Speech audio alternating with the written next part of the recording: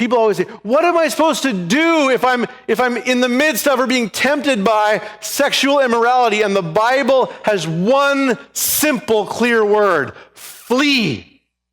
Run away. It's not the time to witness. It's not the time to engage. It's not the time to understand the other person. It is the time to run away. It is time to run. You ought to leave clothing behind like Joseph did when he was being seduced by Potiphar's wife. He ran, and even though she grabbed onto his coat, he ran. Even though he looked guilty in the process, he ran, because the right answer to sexual immorality is not sticking around to see if you can beat this thing. You can't beat this thing. You run. You turn your eyes. You turn your gaze. You run away from that place. You get off of that website. You get off of that computer. You sell your computer if you need be. That sounds harsh. You cut off your hand. You gouge out your eye. You get rid of impurity. You do whatever it takes.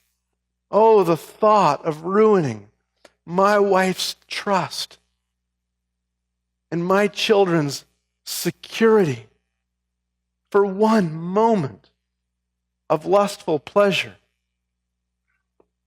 Don't even get close. Run away. Do not respond to your spouse if they say there's temptation with despising them, because nobody's above this temptation. 1 Corinthians 7 says we shouldn't despise each other when there's temptation. We should come together when there's temptation. Do not think that modesty is some legalism.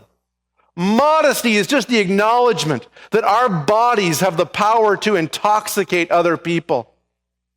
And so we cover our bodies all the way. We don't show people part of our breasts. That's insanity. We cover ourselves up to walk in modesty so that there's a purity among the people of God. None of that's legalism. That's the fact that our Father wants to be worshiped in spirit and in truth. And because he wants to be worshiped in spirit and in truth, we run away from any sexual relationship that would not display Christ and the church. And we understand, if we're single, that we need to surround ourselves with people who will encourage us.